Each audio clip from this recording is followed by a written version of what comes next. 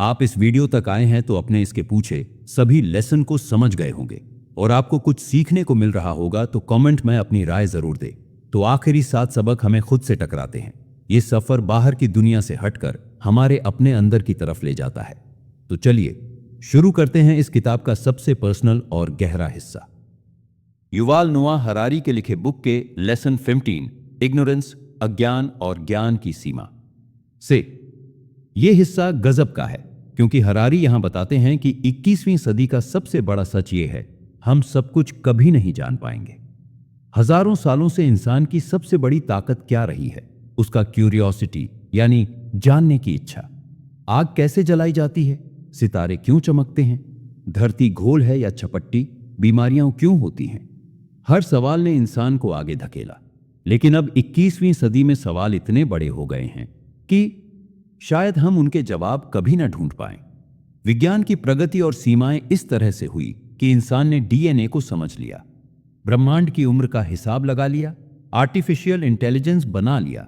लेकिन क्या हम जानते हैं कि कॉन्शियसनेस यानी चेतना क्या है? क्या हम जानते हैं कि बिग बैंग से पहले क्या था? क्या हम जानते हैं कि दिमाग कैसे सपना बनाता है? हरारी कहते हैं, विज्ञान ने जितना खोला है उससे कहीं बड़ा रहस्य अभी भी अंधेरे में है। आज हम गूगल पर कुछ भी खोज सकते हैं, लेकिन असली दिक्कत यह है कि जानकारी बढ़ी नहीं है, भ्रम भी उतना ही बढ़ गया है। सोचो, एक इंसान सोशल मीडिया पर स्क्रॉल करता है। एक पोस्ट कहती है, यह दवा कैंसर ठीक करती है। दूसरी पोस्ट कहती है, यह दवा बेकार है। अब वो इंसान किसे माने? यही है 21वीं सदी का इग्नोरेंस। ज्ञान बहुत है लेकिन क्लैरिटी कम। मिडिल एजेस में लोग सोचते थे धरती ब्रह्मांड का केंद्र है। बाद में पता चला कि यह गलत था। यानी इंसान ने सोचा मुझे सब पता है, लेकिन वो गलत निकला। हरारी कहते हैं 21वीं सदी में भी हम यही गलती कर रहे हैं। हम सोचते हैं अब हमें सब पता है, लेकिन हकीकत यह है कि जो हम नहीं जानते वो अनंत है। हरारी हमें 3 गहरी बातें सोचने को मजबूर करते हैं। पहला, क्या हम अपने अज्ञान को स्वीकार कर पाते हैं या फिर ईगो में फंस जाते हैं कि मुझे सब आता है? दूसरा, क्या टेक्नोलॉजी ने हमें और कंफ्यूज्ड कर दिया है? पहले इग्नोरेंस साफ था, हमें पता था कि हमें नहीं पता। अब इग्नोरेंस छिपा हुआ है, हमें लगता है कि पता है पर सच में नहीं पता। तीसरा, क्या भविष्य अनजाने पर बना होगा? एआई, बायोटेक, क्वांटम फिजिक्स, इन सब का असर हम कल्पना भी नहीं कर सकते। सोचो, तुम समंदर किनारे खड़े हो, रेत के झर्रे गिन रहे हो। जो तुमने गिने वो तुम्हारा ज्ञान है, लेकिन तुम्हारे चारों तरफ फैला समंदर वो है अज्ञान। हरारी कहते हैं इंसान को सबसे ज्यादा ताकत तब मिलती है जब वो ये मान ले कि मैं सब नहीं जानता। इंसान ने बहुत कुछ सीखा है, लेकिन असली खेल अभी बाकी है। ज्ञान के साथ साथ अज्ञान को स्वीकारना भी जरूरी है। यही हमें हम्बल, क्यूरियस और ओपन माइंडेड रखता है। अब आते हैं लेसन 16, जस्टिस, न्याय और वैश्विक असमानता पर।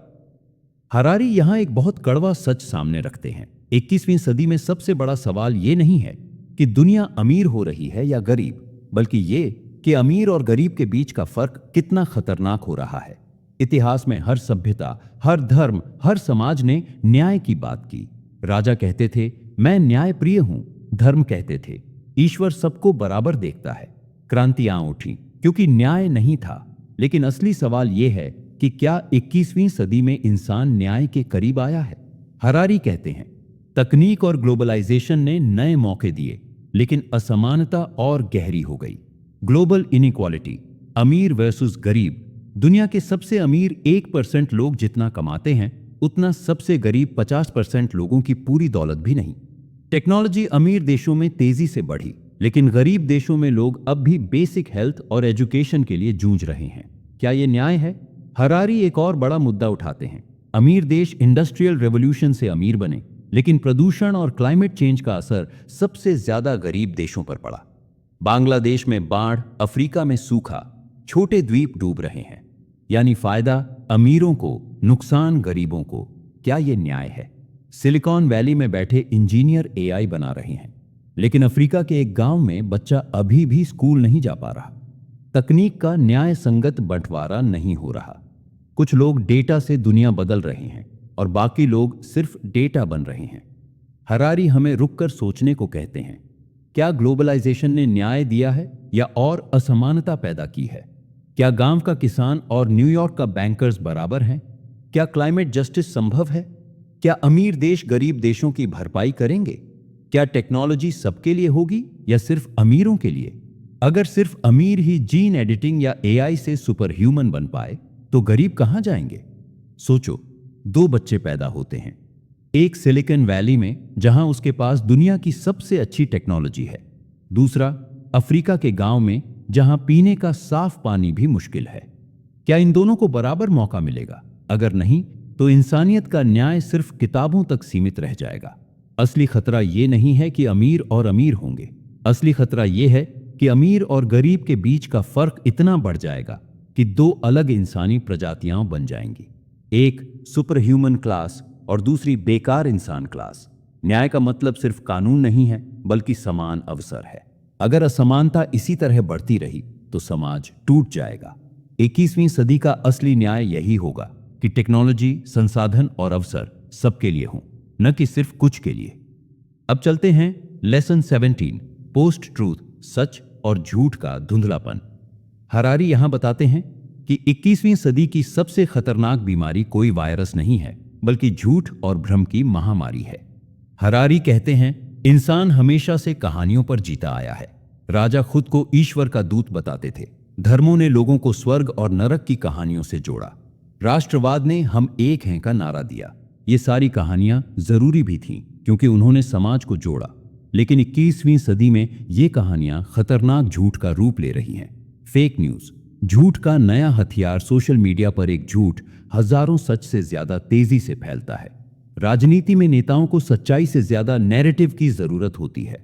सवाल यह है, अगर लोग सच और झूठ में फर्क ही न कर पाए तो लोकतंत्र कैसे बचेगा? हरारी बताते हैं कि इंसान को भावनाओं से आसानी से मैनिपुलेट किया जा सकता है।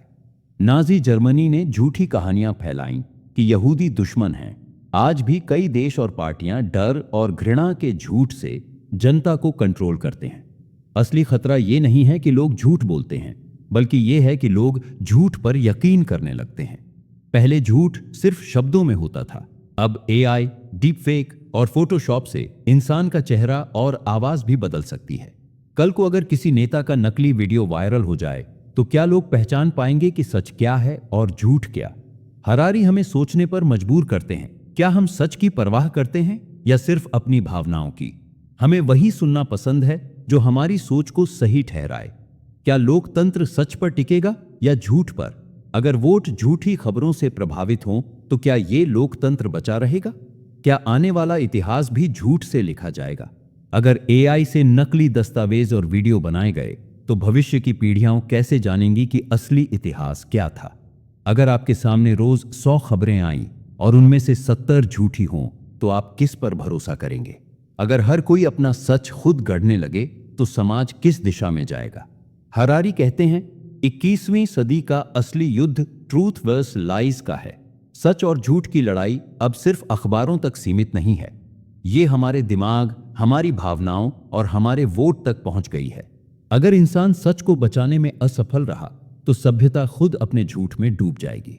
इंसान कहानियों पर जीता है, लेकिन जब कहानियां झूठ बन जाएं तो खतरा बढ़ जाता है। सोशल मीडिया और टेक्नोलॉजी ने सच और झूठ की सीमा मिटा दी है। 21वीं सदी की असली चुनौती यही है कि इंसान पोस्ट ट्रूथ वर्ल्ड में कैसे जिंदा रहेगा। अब हम जानेंगे लेसन 18, साइंस फिक्शन, विज्ञान और कल्पना की शक्ति पर। हरारी यहां बताते हैं कि साइंस फिक्शन सिर्फ फिल्में या कहानियां नहीं होती, बल्कि ये हमारी सोच और भविष्य की दिशा तय करती है। इंसान की सबसे बड़ी ताकत यही है कि वो कल्पना कर सकता है। हम ऐसी कहानियां गढ़ते हैं जो अभी अस्तित्व में नहीं हैं, फिर उन्हीं कहानियों को सच बना देते हैं। साइंस फिक्शन इसी कल्पना का आधुनिक रूप है। हरारी कहते हैं, साइंस फिक्शन हमें भविष्य का आईना दिखाती है। जब हम मैट्रिक्स जैसी फिल्म देखते हैं तो सोचते हैं, क्या मशीनें हमें कंट्रोल कर सकती हैं? जब हम ब्लैक मिरर जैसी कहानियां देखते हैं तो डरते हैं कि टेक्नोलॉजी हमारी आजादी छीन लेगी। ये सब सिर्फ मनोरंजन नहीं बल्कि चेतावनी है। 19वीं सदी में लोग उड़ने की कल्पना करते थे, आज विमान सच है। जूल्स वेर्न ने चांद पर जाने की कहानी लिखी, कुछ दशकों बाद नासा ने उसे हकीकत बना दिया। जो आज साइंस फिक्शन है वो कल की सच्चाई बन सकता है, लेकिन हर कहानी सकारात्मक नहीं होती। नाजी जर्मनी ने सुपर ह्यूमन की कल्पना को हकीकत बनाने की कोशिश की। आज भी कुछ वैज्ञानिक एआई गॉड या जेनेटिक परफेक्शन के नाम पर खतरनाक प्रयोग कर रहे हैं। मतलब कल्पना जितनी ताकत देती है उतना ही खतरा भी पैदा कर सकती है। हरारी हमें सोचने पर मजबूर करते हैं, क्या हम टेक्नोलॉजी को कहानी मानकर इस्तेमाल कर रहे हैं या सच मानकर जी रहे हैं। उदाहरण, सोशल मीडिया को शुरू में बस नेटवर्किंग टूल कहा गया था, लेकिन अब वो हमारी जिंदगी पर हावी है। क्या हम साइंस फिक्शन से सबक ले रहे हैं? टर्मिनेटर जैसी कहानियां हमें एआई के खतरे दिखाती हैं, लेकिन क्या हम तैयार हो रहे हैं? क्या कल्पना हमारी आजादी बचाएगी या उसे खत्म करेगी? सवाल यही है कि इंसान अपनी कहानियों का मालिक रहेगा या उनका गुलाम। कल्पना करो, अगर कल को इंसान अपनी यादें मशीन में अपलोड कर सके तो क्या आप वही रहेंगे? अगर रोबोट इंसान जैसा दिखने और सोचने लगे तो क्या हम उन्हें इंसान मानेंगे या मशीन? साइंस फिक्शन हमें इन सवालों से जूझने की ताकत देती है। साइंस फिक्शन को हल्के में मत लो। ये कहानियां वो आने वाले भविष्य का रिहर्सल हैं। जो आज कल्पना है वो कल की हकीकत बन सकती है। हरारी कहते हैं, science fiction is the most important artistic genre of the 21st century. इंसान की ताकत उसकी कल्पना है और साइंस फिक्शन उसी का सबसे बड़ा रूप है। ये हमें भविष्य के खतरे और मौके दोनों दिखाती है। फर्क बस इतना है कि हम इन कहानियों को चेतावनी मानते हैं या बस मनोरंजन समझकर टाल देते हैं। लेसन 19, एजुकेशन, शिक्षा और भविष्य की तैयारी। हरारी यहां सबसे गहरी और जरूरी बात करते हैं। कल की दुनिया के लिए आज हमें किस तरह की शिक्षा चाहिए? आज की शिक्षा प्रणाली 19वीं सदी की है। तब बच्चों को कारखानों और दफ्तरों के लिए तैयार किया जाता था। उन्हें वहीं सिखाया जाता था अनुशासन, याद करना, आदेश मानना। लेकिन 21वीं सदी में यह सब काम नहीं आने वाला, क्योंकि एआई और ऑटोमेशन वो सब काम करेंगे जो रटे रटाए हैं। पहले टीचर बोलता था, स्टूडेंट सुनता था। आज गूगल और एआई के जमाने में ज्ञान सबके पास है। फर्क सिर्फ है कि कौन सवाल सही पूछ सकता है। अब बच्चों को रटाना नहीं बल्कि सोचना और सीखना सिखाना होगा। हरारी कहते हैं, आने वाले कल में 4 स्किल्स सबसे ज्यादा काम आएंगे। पहला, क्रिटिकल थिंकिंग, सच और झूठ पहचानना, यानी फेक न्यूज और डीप फेक वीडियोस को समझना। दूसरा, कम्युनिकेशन, अपने विचार साफ तरीके से दूसरों तक पहुंचाना। तीसरा, कोलैबोरेशन, टीम में काम करना, क्योंकि अकेले सरवाइव करना मुश्किल होगा। चौथा, क्रिएटिविटी, नए आइडियाज बनाना, क्योंकि मशीनें क्रिएटिविटी की नकल नहीं कर सकती। 20 साल पढ़ाई करके पूरी जिंदगी वही नॉलेज इस्तेमाल करने का जमाना गया। अब हर 10-15 साल में करियर बदलना पड़ेगा। मतलब सीखना कभी खत्म नहीं होगा। हमें खुद से सवाल करने होंगे, क्या हमारे स्कूल बच्चों को फ्यूचर रेडी बना रहे हैं या बस एग्जाम रेडी? क्या बच्चे डर से सीख रहे हैं या क्यूरियोसिटी से? क्या हम उन्हें मशीन जैसा बना रहे हैं या इंसान जैसा सोचने वाला? कल्पना करो, एक बच्चा कोडिंग सीखता है लेकिन साथ ही एम्पैथी भी सीखता है।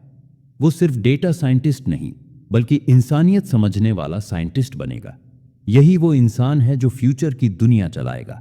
अगर हमने शिक्षा को बदलने में देर की तो पूरी पीढ़ी पीछे रह जाएगी। आने वाले कल में सबसे बड़ी इनइक्वालिटी यही होगी, किसके पास नई स्किल्स हैं और किसके पास नहीं। शिक्षा का मकसद अब रटाना नहीं बल्कि अडेप्टेबिलिटी और इमेजिनेशन सिखाना है। बच्चों को फ्यूचर रेडी बनाना है ताकि वो सिर्फ नौकरी करने वाले न रहे बल्कि नए सॉल्यूशंस बनाने वाले बने। और सबसे अहम, सीखना जिंदगी भर जारी रखना होगा। अब चलते हैं लेसन 20, मीनिंग, जीवन का अर्थ और उद्देश्य पर। यहां हरारी उस सवाल को उठाते हैं जो इंसानियत का सबसे गहरा और पुराना सवाल है। जब धर्म, विचारधाराएं और पुरानी कहानियां हमें दिशा देना छोड़ रही हैं, तो इंसान अपने जीवन का अर्थ कहां से खोजेगा? इंसान मशीनों से अलग है क्योंकि हम सिर्फ जीते नहीं बल्कि अपने जीने का मकसद ढूंढते हैं। हजारों साल तक धर्म, जाति, संस्कृति और राष्ट्र हमें वो कहानी देते रहे जिससे हमें लगता था कि हमारी जिंदगी मायने रखती है।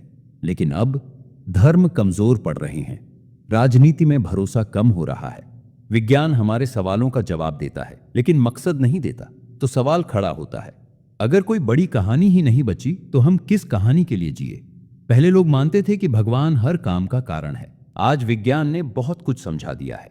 राष्ट्रवाद, पहले देश और सरहदें अल्टीमेट ट्रूथ लगती थी, अब ग्लोबलाइजेशन ने इन्हें चुनौती दी है। विचारधारा, 20वीं सदी में कम्युनिज्म, फैशिज्म, कैपिटलिज्म जैसी आइडियोलॉजीज लोगों को डायरेक्शन देती थी। अब उनका भी जादू कम हो गया है। इंसान खालीपन महसूस करने लगा है। अब लोग सोचते हैं कि खुशी मतलब और चीजें खरीदना, लेकिन क्या सिर्फ शॉपिंग जीवन का अल्टीमेट मकसद हो सकता है? Self discovery, meditation, yoga, mindfulness जैसे रास्ते आज लोकप्रिय हो रहे हैं। लोग बाहर नहीं, भीतर अर्थ खोजने की कोशिश कर रहे हैं। न्यूरोसाइंस बताता है कि खुशी दिमाग की केमिकल स्टेट है, लेकिन क्या सिर्फ डोपामाइन का खेल ही जीवन का अर्थ है? मान लो दो इंसान हैं, एक सोचता है कि जीवन का मकसद है ज्यादा पैसे कमाना, दूसरा सोचता है कि मकसद है दूसरों के लिए कुछ करना। पहले वाला अमीर होकर भी खालीपन महसूस कर सकता है, दूसरा भले ही गरीब रहे लेकिन सेंस ऑफ पर्पस से भरा होगा। क्या विज्ञान हमें ब्रह्मांड समझा सकता है लेकिन जीवन का अर्थ नहीं? क्या खुशी सिर्फ केमिकल्स हैं या सच में कोई गहरा मकसद है? क्या इंसान टेक्नोलॉजी की दुनिया में खोकर अपनी मानवता भूल जाएगा? कल्पना करो कि एक दिन एआई और रोबोट हर काम करने लगे, तब इंसान को सर्वाइवल की चिंता नहीं होगी। सवाल सिर्फ ये होगा, अब हम जी किस लिए रहे हैं? यही वो मोड़ है जहां मीनिंग सबसे जरूरी हो जाता है। जीवन का अर्थ किसी और से मत मांगो, न राजनीति से न ही तकनीक से।